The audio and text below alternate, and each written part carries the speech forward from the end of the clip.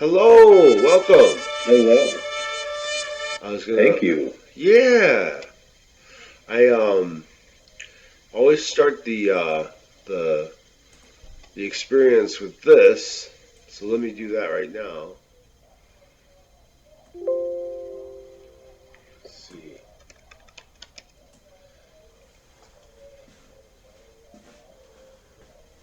Hang on a minute.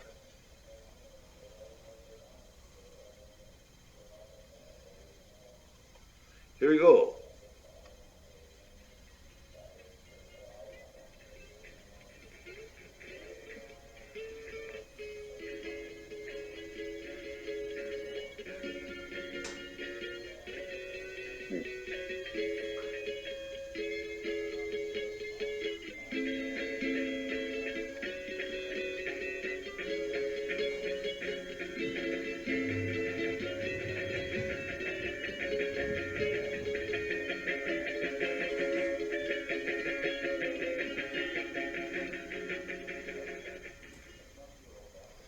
Okay, here we are. Yay! Well, thanks for coming. Happy Hanukkah. Yeah, happy Hanukkah. Yeah, it's the first night.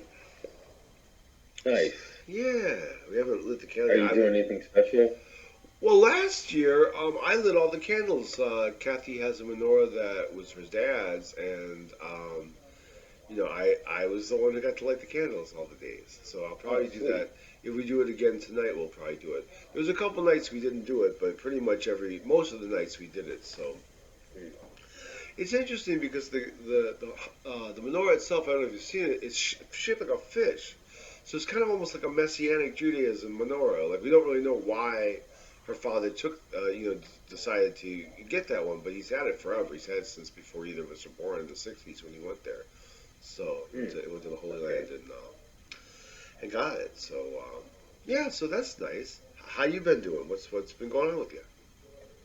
Oh, just Want to recap what you remember and what we've talked about? so what I I remember Yeah. is we I returned to the loft space where I'm sorry, I'm forgetting the names of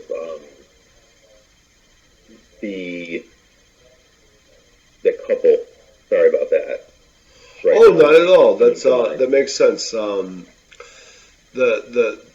old the in their 30s people is Cassandra, the one you met at that cult Sandra. place, and then her Mm-hmm. boyfriend is Tobit, Tobit. Obit. Obit. And Okay. the other artists when I was doing I don't know if you've had a chance to look at the episodes, but they're when they're in a few days, probably for not even a few days, maybe by tomorrow, I'll have the first one all done. The second one is all done, and then this one will have a different version to have. But with the words there, it's a lot more fun to read. It's like you listen to it, it can be kind of cool, but you'll miss things. But with it all written out, you kind of know how to concentrate on it. It becomes more of a fun thing to watch. And I'm just gonna make the names like of all the first like. I think the first artist will be named Primero. The second artist will be named Segundo. Like the artist guy will be Yeah. named Guy. So like, and then the young Right. artist, that young artist who try to take your hat will be known as Young or something. I'll make something up Yeah. for them, Sure. and that will be how they'll be. Um, because actually, how we broke it down, even though I was channeling a lot of different personalities, they all had distinction to them. They were all very much like you could almost tell by the inflection which one it was, even though it was mostly just me. So Oh yeah. yeah. Yeah. Plus, we had this interesting thing where there was kind of distortion in some of the recording, which I can't control. And I put things in there to add to it to let people know reading that there's a lot of people in the room. So like on the other side of the room, there's people going and talking. So it fits in, and then Yeah. when you're watching, it becomes fun to hear that shit. It doesn't feel like there's a problem with the recording. Cool. Cassandra had an experience. She was, um, I think, Ashura. I thought likely Ashura had kind of come through Cassandra, Yes. and I could see that, and that was the sign that I asked El for Right. when I stepped out. But there's also this looming danger. When I stepped out, the horn that I blew actually got the attention of um, these drones or whatever, right? Right. That were flying around, and they left, but they could be back. Well, you knocked all four. You knocked four of the five out. The fifth one ran away.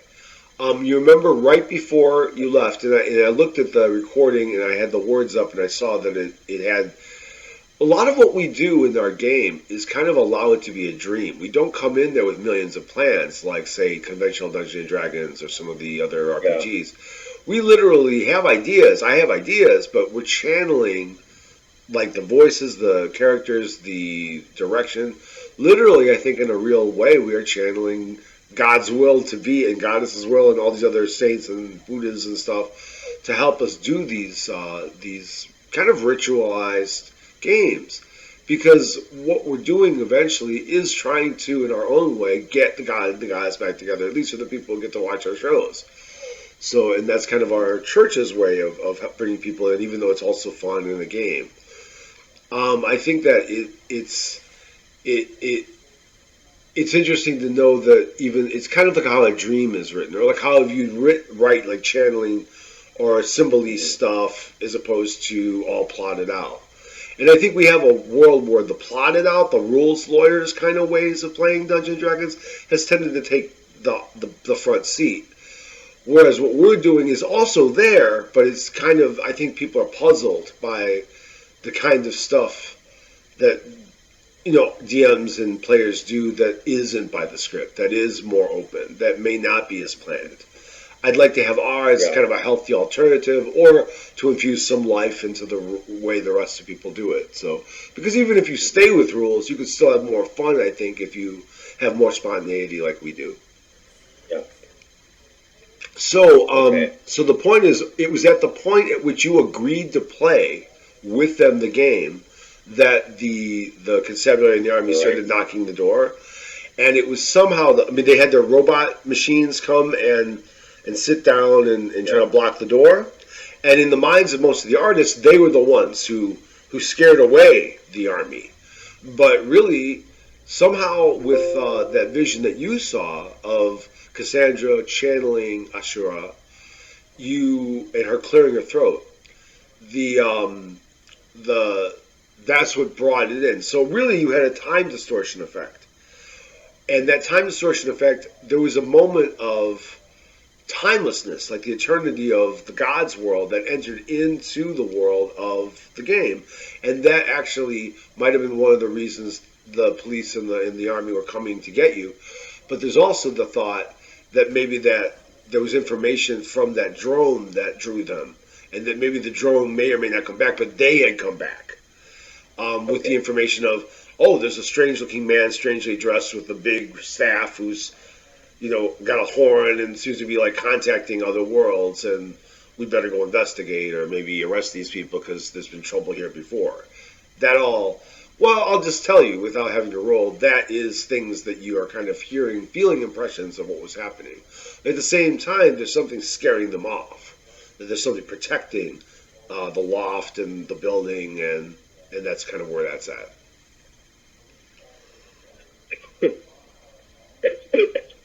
Okay. You okay, Fred? Yeah, just a little. Oh.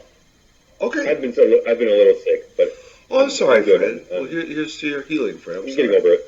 Yeah.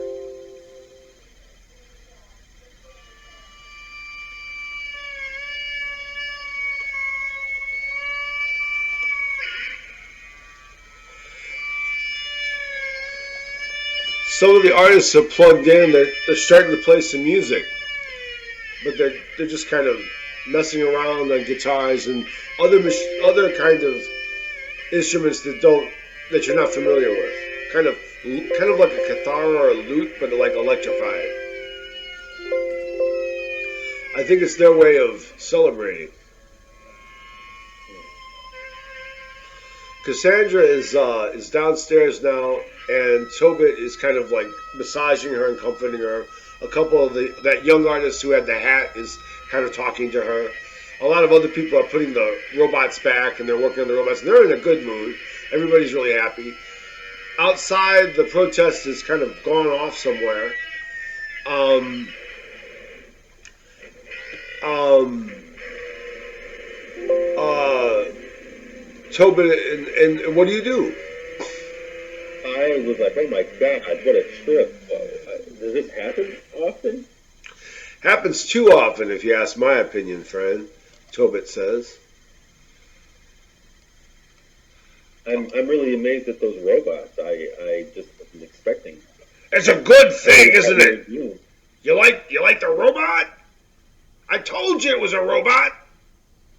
Yeah, I guess it is a robot. I told you. We're eventually gonna put cameras on all of them, and they'll be able to take pictures of everything in the entire world and bring it back to us, so we'll understand everything. Some people are talking. Some people are just laughing and stuff like that. The guy after that goes back to his robot. And then they I all want to go towards Tobit and Cassandra. yeah. Cassandra, are you okay? Yes, thank you. Yes. I believe I've lost my bag. When we were on Tobit's motorcycle, there was a moment we were all very awkward, and I think I dropped my bag back there. I don't know where. I'm sure. I mean, we could go back there and try to find it, but I have things in there. I have a bus schedule. I have all my makeup in there, but I also have a notebook and that I was working on, and a workbook from the organization, the institute, that I really would like to get back. Workbook. Yeah, it has all the classes that they offer. I've been working on it for several years now, going to many of the classes. I've gone to probably 23 or maybe 27 classes already.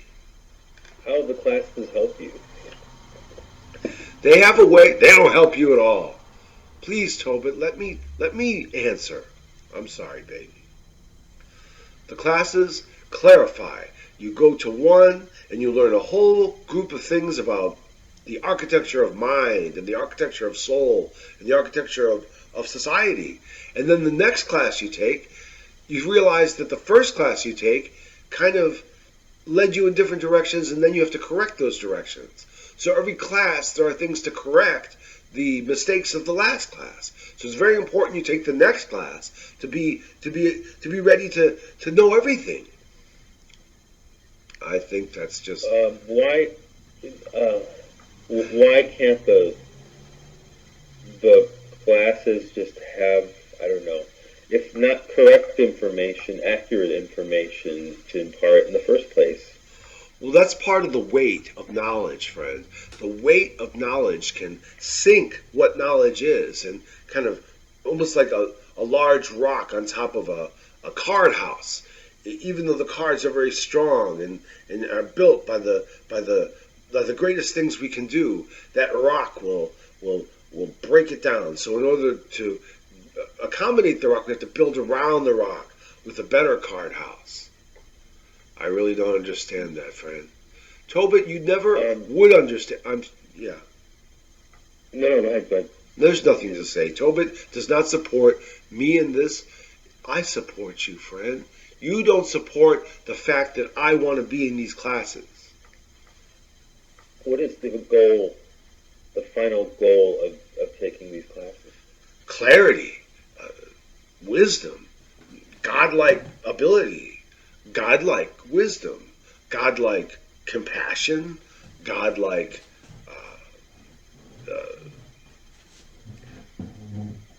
just godlikeness. It's an endless trip, Cassandra. You'll never get there. Please, Tobit. I think I channeled right now. That's our game. That's not the organization. Well, that's as may be, but it's all part of one cloth, one thought, and it's my thought, and it's your thought, and in a way I am you and you are me, and anyone who listens to me is me, and anyone who listens to our friend Melchizedek is him, and everyone who listens to you, Tobit, is you, and that is kind of the knowledge that we're all trying to get to, isn't it? Yeah, I imagine it is, friend. Do you remember what you channeled? Cassandra says, I thought of a vision of a woman giving birth, and there was a large snake, but it was larger than a snake. It was kind of a world, almost like a third of the world was in its back, and a third of the heavens maybe, and it fell as this red dragon-like creature was attacking me. And far in the background there was some woman who was controlling that, but I couldn't see her that well. And how did that feel for you? What was the quality of that vision or that experience for you compared to the reality that you are experiencing now? Well, everything now is very flat and unimaginative and kind of sad. You know, we all come down from these great lofty places and we're stuck in the same kind of muddy world we're in. But somehow I thought that if I could fuse the mud with the exaltation, I would really have the thing that we need to do. I would really have, the marriage between the earthly and the heavenly in one being, which we all are. We've been talking about that for years. Please leave her alone. All right. I got things to do anyway. Do you think that do you think these classes that you're taking add to that vision, illuminate? Just how do they fit into this? They seem to take what I'm doing and allow me to see it, and then it kind of distorts what I'm doing in my eyes, but then it's up to me.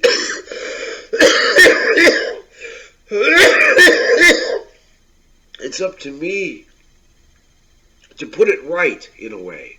And then as I learn to put it right, then I have a godlike ability to manipulate reality, including my own thoughts, and then I'm independent of the architecture of where I am, and I can create my own architecture. But even that in the higher classes is a little false, because it isn't me, it's channeling what I'm channeling, then that becomes the architecture. At least that's what the Source says, and all his friends, and the other great instructors and life coaches. They're all very, trying to get us all to pop, kind of like popcorn or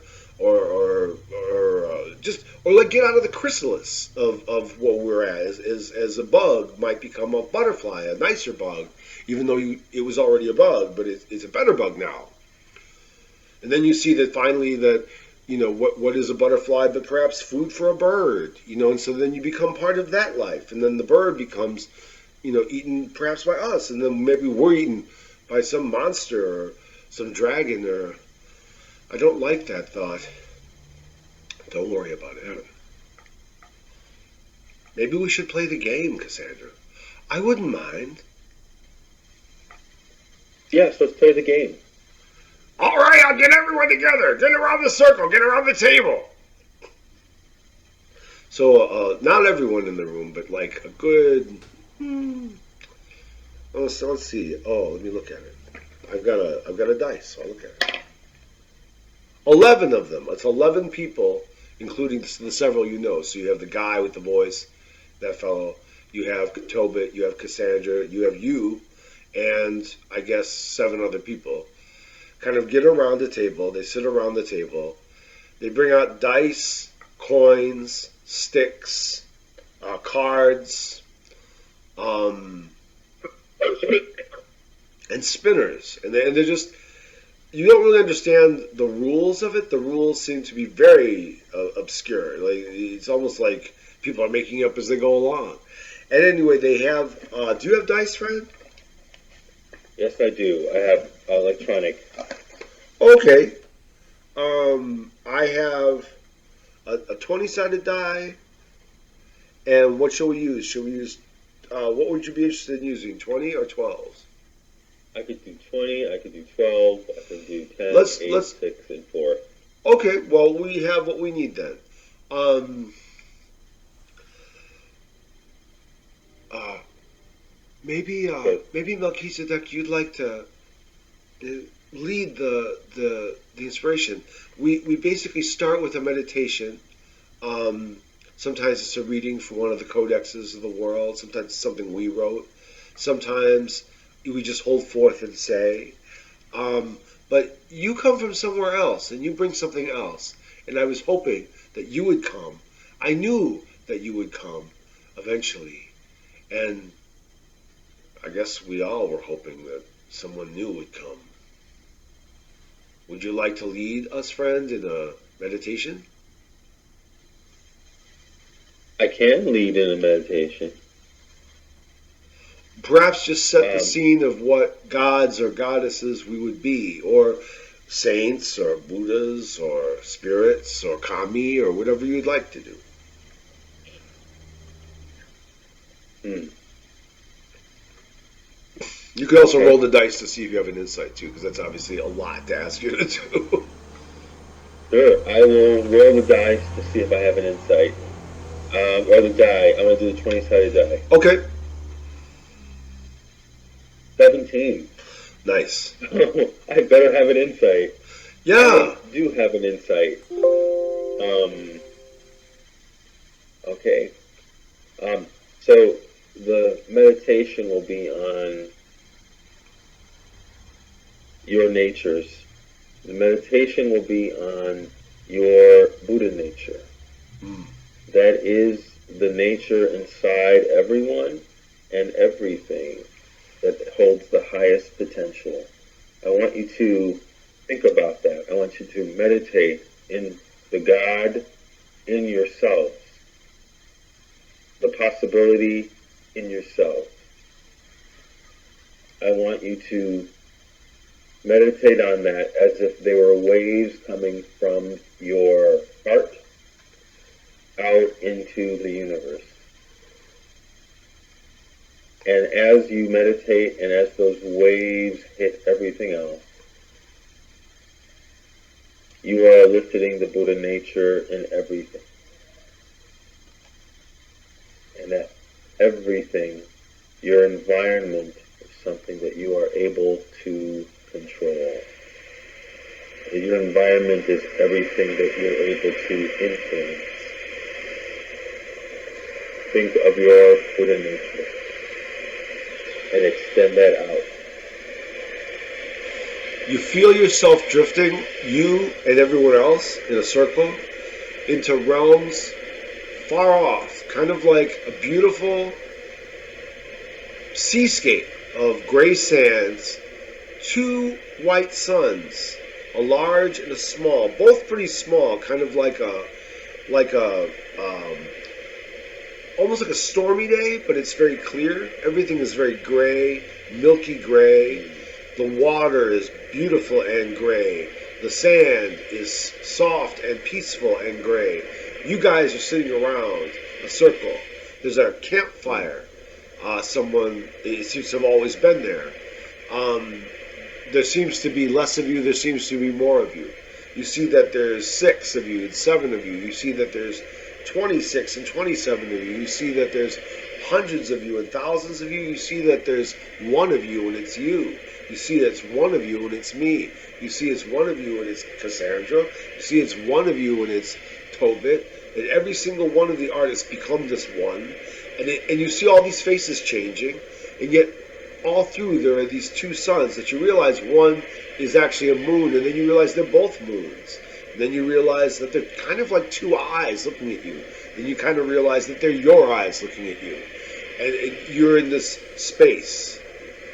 You realize that beyond this, it's almost like this is an in-between space that you've led them to through the Buddha concept, allowed them to basically, as gods, become Buddha thought, this space of peace that actually is in the center of everything, that where you were you left is not in the center, and then wherever these gods were and that goddesses in chains and being tortured, that's not the center. This right here, this beach, is the center of the universe.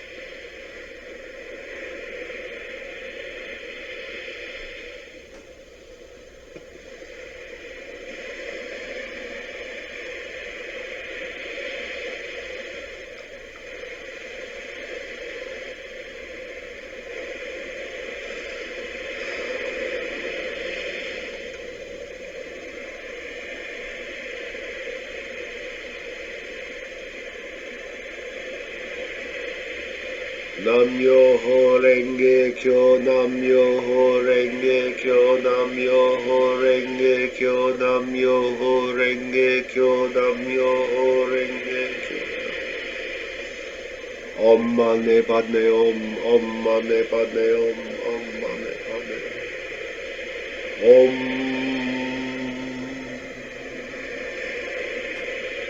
Om.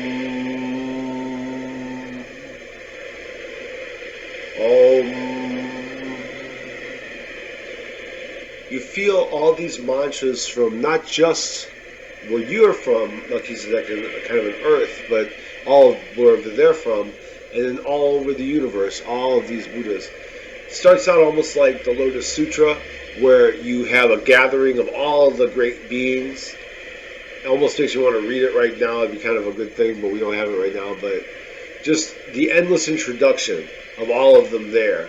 The beginning of a discussion that leads you to another introduction that leads you to another discussion.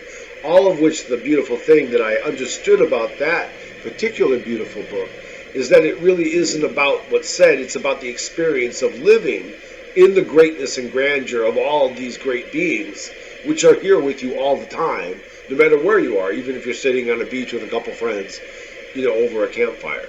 And you already had that as a person, and Melchizedek certainly benefited from you having that. You start to see you, whoever you are, and then you see Melchizedek, and then you see these characters, whoever they are, and among the people they channel is me, like there. And then all the people that we know and all the people that we don't know, they're circling around. It's a beautiful place. It seems to be the center of the universe. Yes, it is like the assembly. It is monks, an assembly of monks, nuns, arhats, Hayata Buddhas, Bodhisattvas, Senpons, dragons, and other mystical beings, and other Buddhas, all in the assembly. And you realize, or at least Cassandra offers the thought, we can, with will and with being channeled by the will, shape this whole universe. This beautiful gray sand in another context is the landfill sand, that terrible, evil shit. What makes this good and that bad? When in reality, it's all kind of looks about the same. Kind of gray, particulate, basic matter that can be used or manipulated either way. And then you start to realize, wow, so the heaviness, that weight that's being talked about by the source, that is put on this stuff and then it becomes this stuff, and yet we really could lift it all up and throw it all away. And where would it go if it went away? Would it go into the air, or would it go further into nothingness? Or, and you see another vision, that it all becomes solid and terrible, and the sea overwhelms the island and everything is washed away in kind of a flood abyss that never ends, and the waters boil and the suns burn out, and the end of the universe. But even the end of the universe is just another aspect of being or non-being, and that it also is. And as long as you are kind of in the center of everything, you could see terror, you could see beauty and wonder, you could see everything in between, and maintain your space.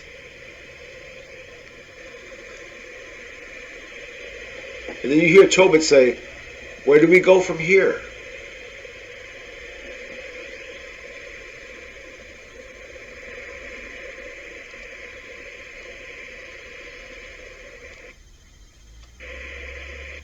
we go to the stupa. We make an offering. You see a stupa kind of rise up out of the sand, and then you realize all of it, everything in the entire vista is in the stupa. And in the middle, you see a being that's quite like you, and quite like Cassandra, and quite like Tobit, and quite like every being in the world, and certainly like Siddhartha Gautama. And there, that being is, and there, that being is not. What do you offer, friend?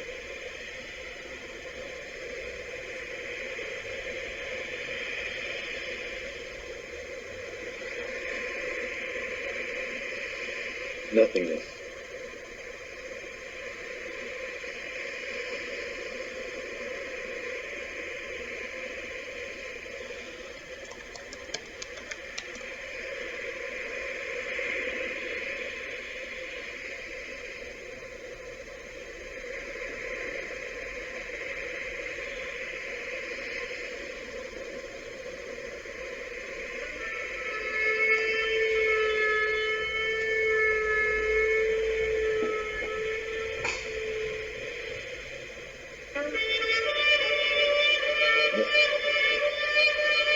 You see God trying to be and realizing that God does not have to be. And that the piece of that is the future and the past of this God that in the midst of this world has assumed certain personalities and forms in order to help everybody else get through this world.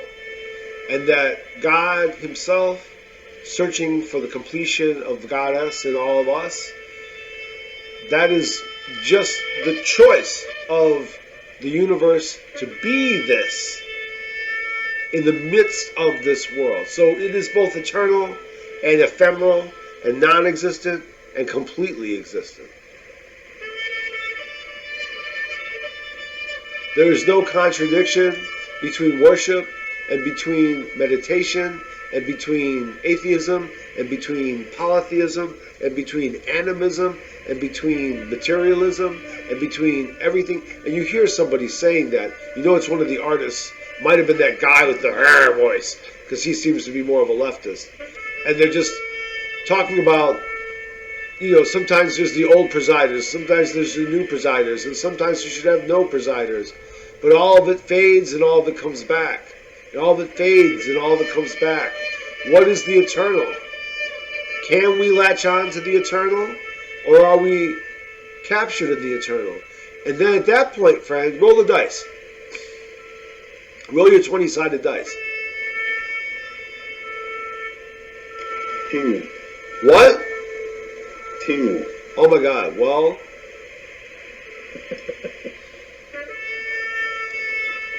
I could try again. you can try again. Take 2 off and roll again. Okay, take 2 These off. are insights. 14. So 2 off is 14, or 2 off is it 16 and 2 off is 14, or is it 14, 2 off is 12? I'm sorry. Yeah, it's 2 off is 14. It's 16. 2 off is 14. That's great. That's great. You get the vision. You get the vision. You get the vision of Pen, and you see the circle, that center of everything. You see the center of everything has been enchained by everything and is going mad trying to control everything. You see your God, El, is somehow connected to it. You see the nothingness is also connected to it. And you see Pen has slipped into it. You hear a conversation that Pen had. You see a conversation that Pen had, and you hear him say to beings that are on the outside of that circle. You see about 24 priests, and they're bowing to a circle, which is the 25th, kind of a sardine stone, kind of a jasper stone, all kinds of beautiful things shaped in a kind of a rainbow, going toward emerald in the middle, but it's all the rainbow. And you see that is being pushed by these 24, and also the 24 are releasing the energy out, and they're constantly in this space. There's several people in there who 6 and 7 You see them as young people among the priests, and they have a kind of a mean attitude. There's other people who do, and they're kind of hurting the godlike being in the center, and they're also being hurt, and they're channeling their pains at each other. And you see how they're breaking up into factions of Nunxies 24, and then beyond the 24, there's many hundreds and thousands and millions more, all fighting because of the fights between these 24 around the circle of nothingness. And somehow in that, you hear an argument in some hotel somewhere. You realize it's Cassandra's hotel, and in Cassandra's room, there's people there.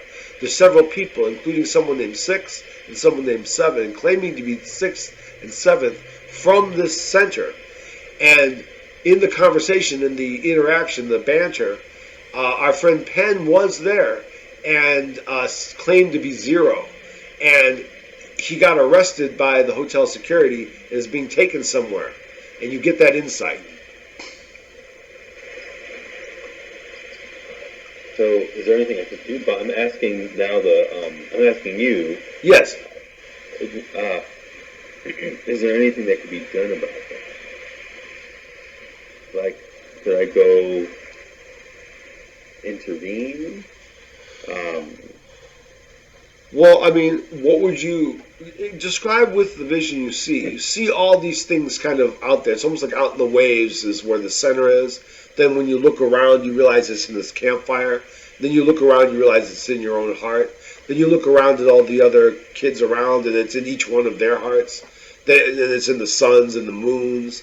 It really, that center is anywhere you look. But it's also very specifically something you could reach out and touch, possibly push around and do. What would you like to do from It's somewhere I can be? Potentially.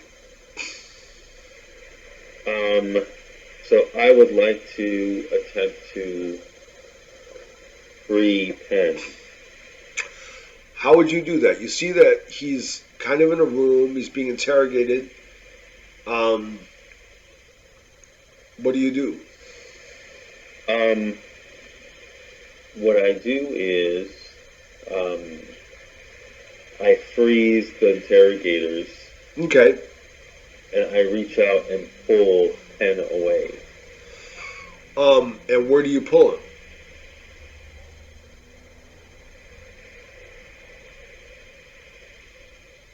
That's the thing. You really can't pull him all the way to you, but you can maybe put him in a different place away from where they were. I could pull him to safety. And where is safety defined as? Like, where would you put him? Without knowing, obviously, the story of where he is or where he's been, can you figure out a place where to put him, or put a bubble of energy around and protect him, or give him a friend, or communicate with the tardigrades? There's lots of ways you can So work in his world. I apologize. Will you work in his? Know where he's at? What? Do the tardigrades know where he's at? They do. He's in the lower basement. He's at the moment was in the lower basement of Cassandra's hotel. He met somebody who gave him a room in the hotel next to Cassandra's, and you can kind of see where that person is a little bit. It's connected to Cassandra. It's some relative of Cassandra's. As you focus on him, there's like kind of some hard stuff, it's like mean energy, and Cassandra's like winces, like she doesn't want you to think about this person. But interesting. You also see that the guy has her bag, the bag that she mentioned that you guys dropped. This guy, this force of this mean force, has the purse and then that notebook that she wants, and that workbook. I don't. So what do?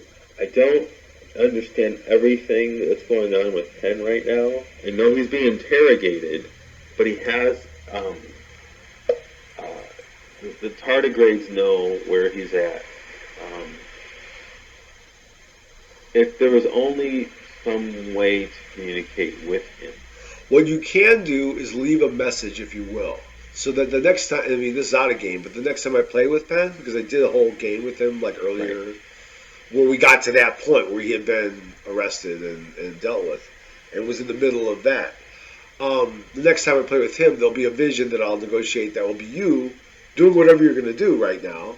And at the moment, the next time we get to the place, he'll be being interrogated, it'll be nasty, and all of a sudden they'll just freeze, which will give him the opportunity to do anything he wants to do. But in the moment, if you can talk to the tardigrades, you give him a message. What would the message be? The message would be where I am here, right? So I'm at this place right now. I am with Cassandra and Tobit,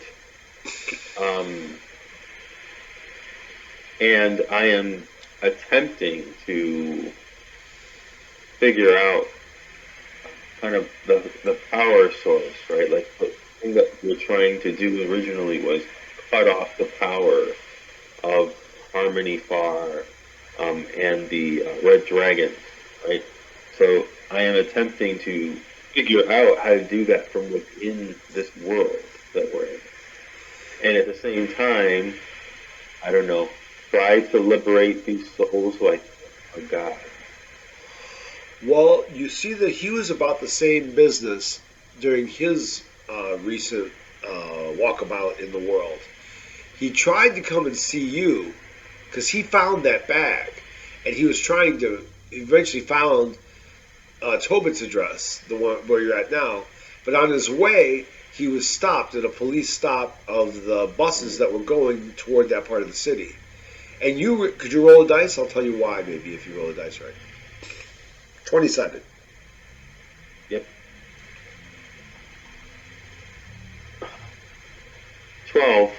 Good enough. He was stopped because of the demonstration was being kettled, like it was being pushed out, and they were cutting off any more people going into the area because they were pushing the demonstration away from that big building into your area, and then they were surrounding that area, which gives you a warning also that your whole area, when you come out of this beach game, you'll probably have another attack happening soon.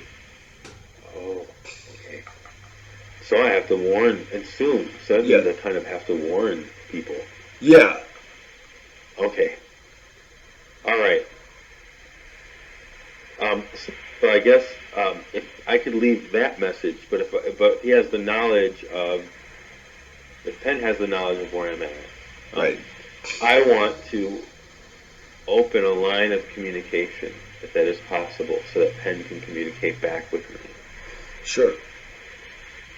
What would you want him to know for the? I mean, in game, it'll be the next time I talk to him, be separate from this game. So, the important thing? Obviously, if you guys could interact, if we play a game in the future where two of you are there, it'd be more easy.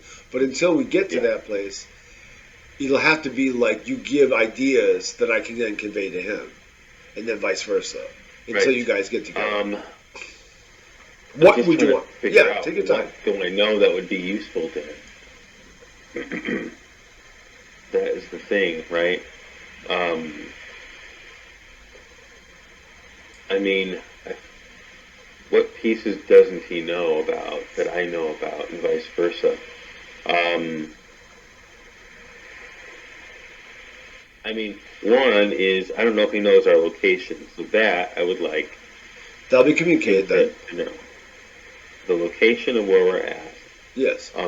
He's not who I'm with, right? So Cassandra and Tobit.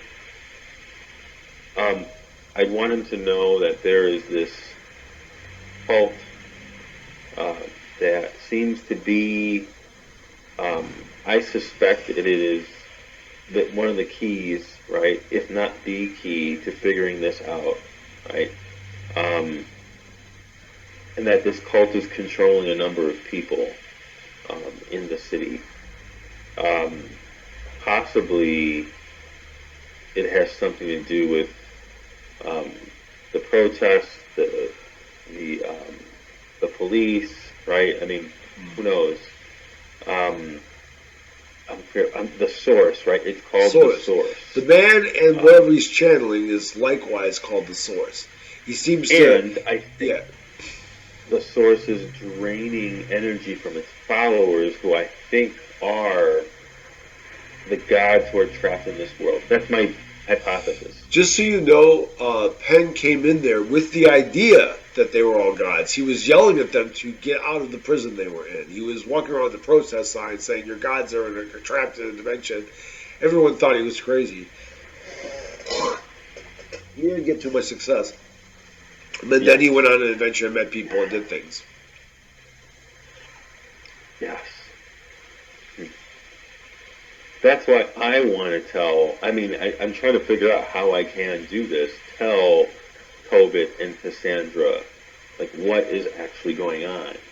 Tell them now, friend. Without There they them are. throwing me out and like being like, you're... No. This is the place to tell them, on this beach. Tell them right now. Cassandra, Tobit, all. You know that I'm from another world.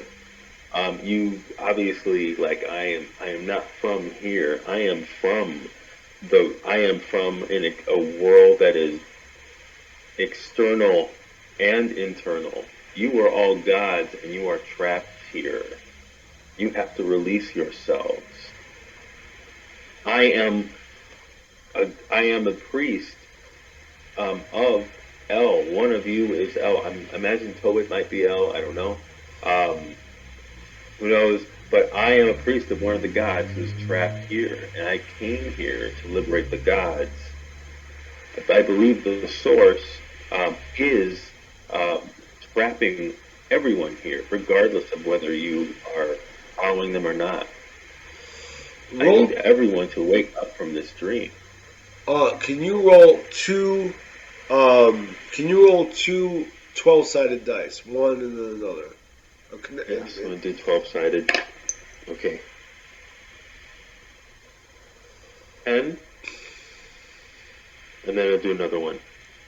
I don't know if there was a way to automatically make this spin instead of me doing it. Oh, 1. What was the total number? 13.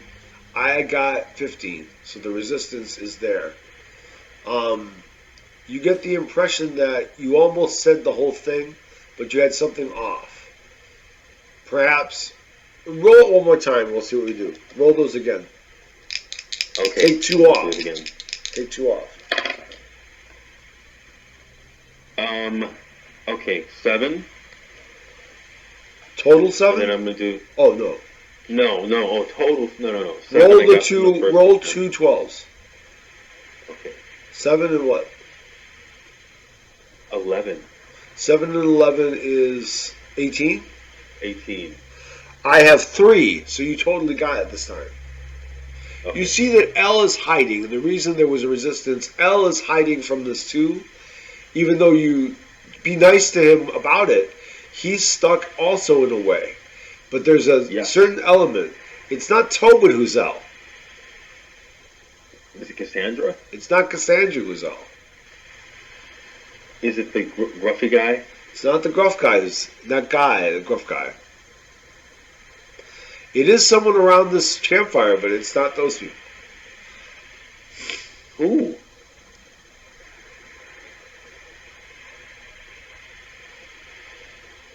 Is it not me? Is it me? Yep.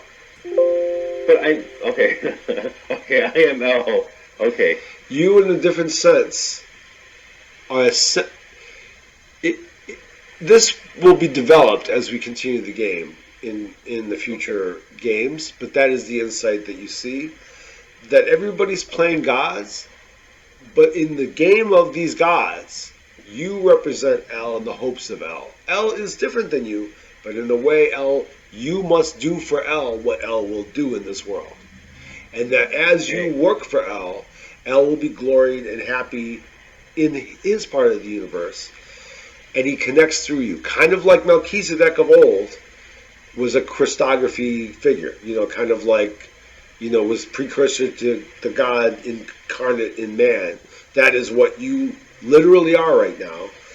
And it's important then to frame what you want to do, getting your pantheon together with the idea that you are not looking for others to be El. You are the El that you will be. And maybe you have not yet become El, or maybe you already are and you have to realize it and there is the Buddhist and Abrahamic thing Yes. coming together in the story. I just didn't know I was El in this world. I Yeah. knew that from where I come from. Obviously, I embodied El. I didn't know that I was El in this world. Okay. Okay. So think about how Okay, yeah. you think about the vision of you laying in the ark like it was a sarcophagus, right?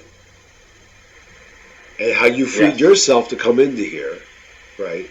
And you realize each one of these people, at least around the campfire, if not the entire city, are people in some sarcophagus somewhere. Yes. And Yes, that's what I suspected. you then, brother, are the first to wake up of all the gods as El, which means El is waking up as you. Okay. So can I continue talking to people?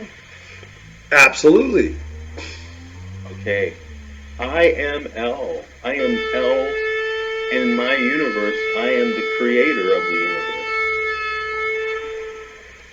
And I am the compassionate El. And some of you are my children, some of you are other gods from other pantheons and other peoples. But I am telling you now all to wake up. Those of you who are my children, those of you who are not. I need you to wake up. Baal, if you're here, I need you to wake up. Shura, I need you to wake up.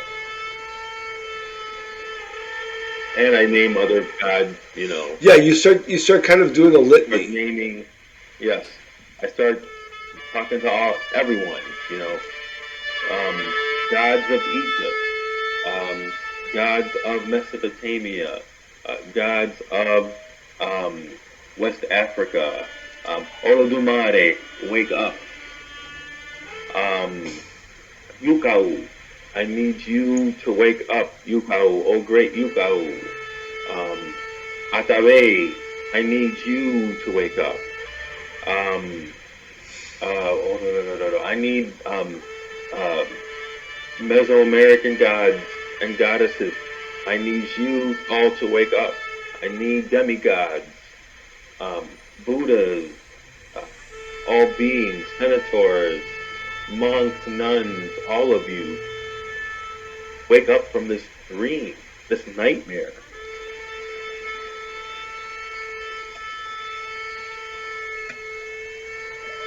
So what happens?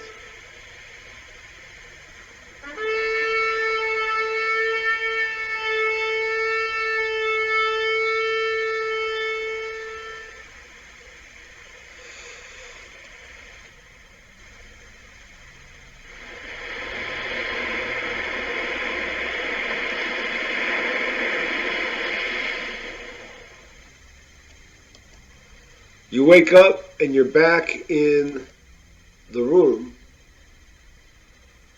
and you hear, let's see. Am I back in the lost room? Yes. Okay.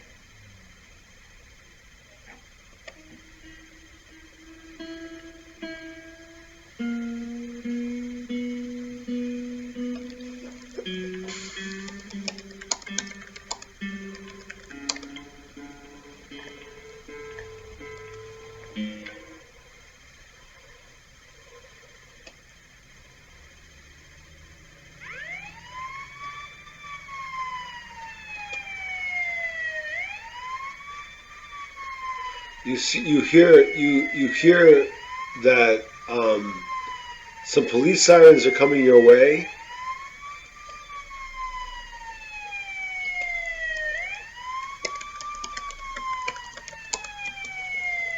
Okay.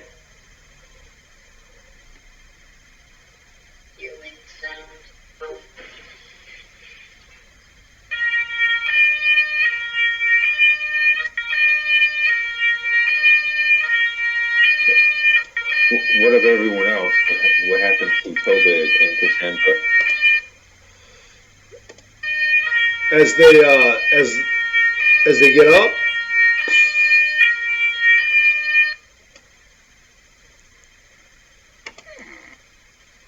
you you see um, Cassandra kind of grows very tall, and it's like everything fades into light, so that the almost like you're on a stage instead of actually in a room, and all the stage Hmm. things are moving around, and all the outside is another part of the stage, and you see Tobit is also getting huge, and all these other people are getting huge. And you see them with various faces. You see them with various kinds of godlike faces of all the worlds, not just the Earth worlds, although that's rich enough, but all kinds of other alien worlds too. Everybody is all kinds of beings, and they kind of stand there, and everything is quiet again, and everything is there again, and then they come back, and then they're basically in the world, and then you hear that there's just like sirens going up and down. There's police pushing around protesters pushing around police. They kind of go away a little bit. You're again safe. Um, Okay. there's going to be some kind of thing for this. They're gonna come and drag us away for all this. I can tell. If you don't like being with us, why did you be with us? Where else am I going to go? You're the only thing going on. I say we stay with our robots. You want to be godlike? Be a god in a robot that's already a god. Do you what do you all believe about that? What do we believe? You asking me? Yeah, I mean, how do you feel about that? You can see that you kind of live in a world now where you could become these gods at will. You can kind of manipulate the world a little bit. When you all became great like that, the threats went away. The people doing the threats, the police and then the protesters, they were not aware of you. They just felt the energy and walked on to the next place they were going to go, which happened to be away from your building. Well, then I would say, my comrades, like, what you've experienced is real. What I mean, listen, like, you all have seen, like, your own power. We need to not leave this area, but we need to wake everyone else up. It's our bodhisattva mission. We need to stay here and awaken everyone. Will you join me? I'm with you, brother. Yeah, I'll do it. Oh, sure. I would still like to have your hat, but if you don't give me your hat, I'll be part of it. Maybe I'll be the goddess of hats. You can have my hat now. Now that you're my secret, Oh, oh, you there's have my lots of hat. love, lots of love. You put the crown on her head, and she puts this floppy ass beret on your head, and all of a sudden, both of you have a floppy ass beret and a crown on your head. It's just like, and pretty much everybody around the whole circle of 30 people all have your crown and her floppy beret, and they all have that. And then there's other things they all have that you now all have. You have basically an endless supply and an endless variety of hats at will from now on in the game. If you need to have a different kind of hat, you just all of a sudden do. Amazing. So let's stop here. Okay, great. Cool. This is a really interesting progression in the game, like a development in the game. Yeah. It's exciting. So we finally got to the point where we're starting the revolution, Yes. the Great Awakening. Yes. That's And really exciting. well, yeah, and then there'll be like the detritus of this world. Remember, like basically what Penn had interacted with, and I'll be putting the transcribing on. Definitely check out his adventure when we do it. I'll be Okay. seeing him soon and do a different one. He had a whole interaction with her uncle, and there's a whole subplot of Cassandra, which is kind of vile that's happening, and it's kind of dragging her away. Plus, I'm Okay. trying to get Jeff and his circle to come because he's hanging out with characters like Aurelia and Ranzare and a character that he helped create, Sophia, and they're all kind of around the Great Tree, which which you didn't go to, but again, if he's able to slide over, then Saint Martha, really her, will be a part of you too. Everything you do and Penn does can be discoverable by Brother Jeff when he plays Saint Martha, and vice versa. Anything Martha does, anything Penn does will be discoverable by you, and anything the two of you do will be discoverable by Gail's character Penn. So I would love to, whenever, um, uh, God, no, hold on for a second. Take your time. I'm sorry. Take your time. I would like to have a game with Penn. I will work on it. What's a good? This Thursday's always the good day. Can you do it next Thursday? Yeah, Thursday's always a good day, but what's I guess maybe what I can do is Fridays are always up in the air. That's why I hesitate with Fridays. Like last Friday, I'm glad we didn't plan a game because if we had, that would have gone out the window. Sure. So Fridays are always up in the air with me. Saturdays could be if I could make myself available on a Saturday. I just need to make sure. Put up solstice tree. Yes, we're going to do that. I'm trying to think. Discussion meeting. I don't have.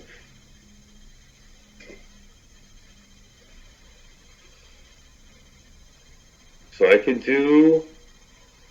probably do a Saturday. I do like Thursdays. Can we do it next Thursday and then maybe next Saturday? Would that be possible to do twice in 1 week, or should we decide right now to do Thursday or Saturday? And I'll try to get Penn to come. Let's try to do Thursday or Saturday. And let Penn decide which one, if what's good for him. Yeah. Okay, well then I'll get back to you sometime by the weekend and let you know how Penn is doing and see what we can get together. Yeah. Okay. That'd be great. Well, that'd be great. I'll invite him and it'll be good. And then we'll have a game. But I'd love to. You definitely continue doing this next.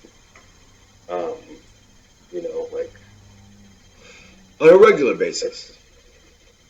Yeah, I mean, well, I'm available next week as we get into around solstice, Christmas, Hanukkah time. Right. I mean, well, Hanukkah's already started. Right. But as we get into the other celebration times, that gets a little hairier. Although that's not completely true. I'm trying to think. Yeah, it depends. Well, we have some plans to go out of town. Well, let's just look right now at the schedule at the next. Are you going out of town? I don't think in the recent time. Maybe in March I'll go out of town. But okay. So next Thursday is the 14th. I have a doctor's appointment in the afternoon, but everything in the nighttime is good. And the 16th is Saturday. Would either or both of those days be good? And then I could try to get Penn to come to one or both. 14th and 16th. I am going to.